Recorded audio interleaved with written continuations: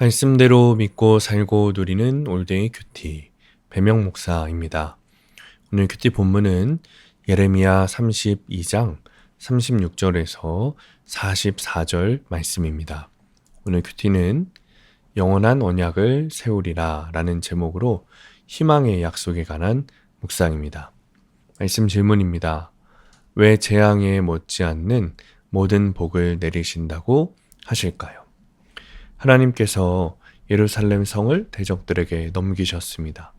그런데 그 목적은 백성을 내쫓으시려는 것이 아니라 오히려 하나님께 돌아오게 하시려는 겁니다.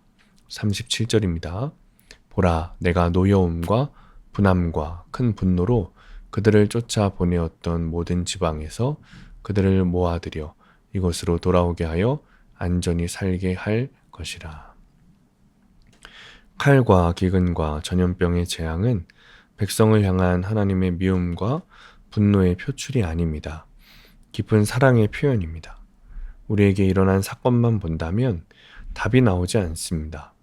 바벨론 왕의 손에 넘긴 바 된 상황에서 내 힘으로는 돌아올 수 없기 때문입니다. 이 일을 허락하신 하나님이 나를 가장 사랑하시는 내 아버지가 되심을 믿을 때 길이 보입니다. 하나님은 고집센 백성을 버리지 않고 돌아오게 하십니다. 게다가 그들의 마음을 새롭게 하여 주를 경외하게 하며 떠나지 않게 하십니다. 완전하신 하나님이 마음과 정성을 다한다고 하실 만큼 이 일을 열심히 이루겠다고 하십니다. 그 열매로 지금 우리도 주를 믿는 성도가 되었습니다. 오직 하나님이 은혜로 우리를 교회에 심으셨습니다. 그러므로 고난을 통해 내 무지와 무능을 깨닫고 은혜의 하나님을 의지할 수밖에 없게 되는 것이 복입니다. 하나님은 지금은 백성이 포로로 끌려가 온 땅이 황폐하게 되겠지만 내가 반드시 그들을 돌아오게 할 것이므로 그 땅에 살며 밭을 사고 팔 수 있는 날이 올 것이다 라고 하십니다.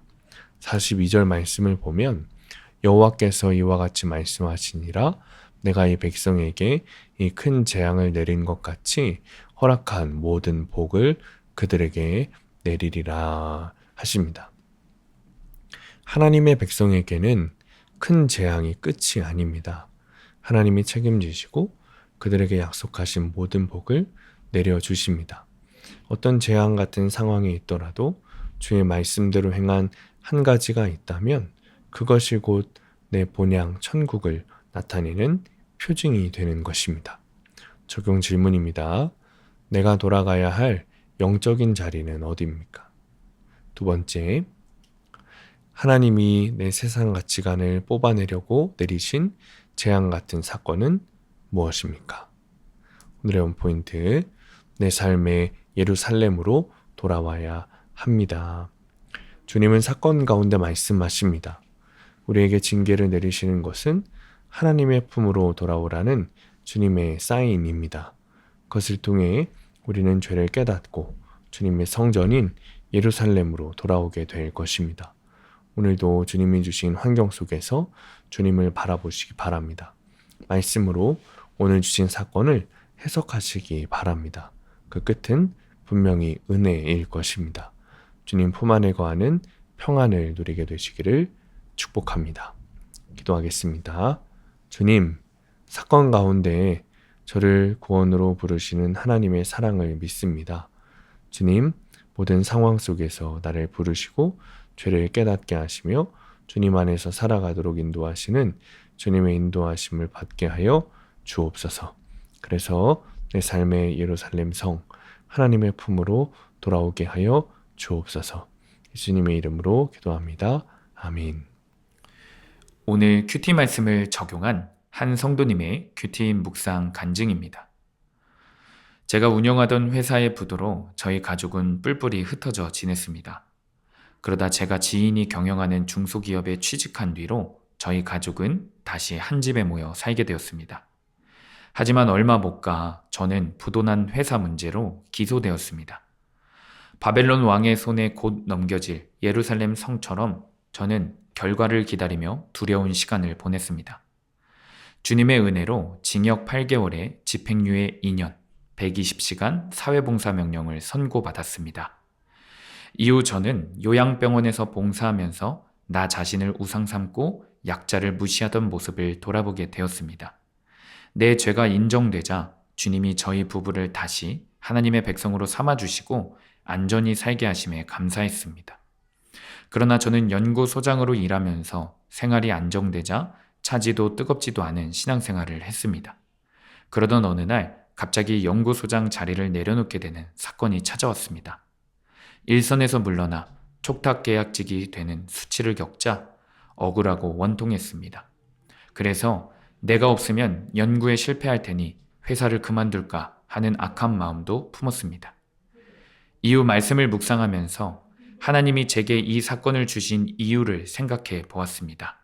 그러자 새로운 사업을 시작해서 다시 예전처럼 살고 싶다는 허황된 생각을 하는 제게 이 일은 꼭 있어야 할 사건임이 인정되었습니다. 하지만 월급도 그대로고 차량 지원을 축소한다는 통보를 받자 또다시 섭섭했습니다. 그런 제게 교회 지체들은 촉탁 계약직으로 바뀔 때 월급이 대폭 삭감되고 차량 지원이 중단되는 게 정상인데 그대로 유지되는 건 특별 대우예요 라고 말해주었습니다. 그 덕분에 저는 회사를 그만두지 않고 잘릴 때까지 다니기로 결심했습니다. 유다가 멸망하는 상황에서도 말씀에 순종하여 밭을 산 예레미야처럼 저도 어떤 상황에서도 하나님을 경외하는 마음으로 공동체의 겉면을 따르겠습니다. 적용하기. 회사의 결정에 불평하지 않고 잘 따르겠습니다. 매주 주일 설교 말씀에서 가장 와닿는 내용을 한 가지씩 적용하겠습니다. 오늘도 말씀대로 믿고 살고 누리는 성도님들 되시기를 축복합니다.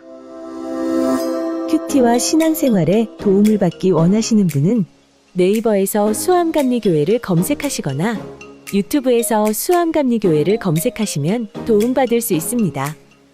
자세한 문의사항은 지역번호 031-482-8047번으로 문의하시기 바랍니다.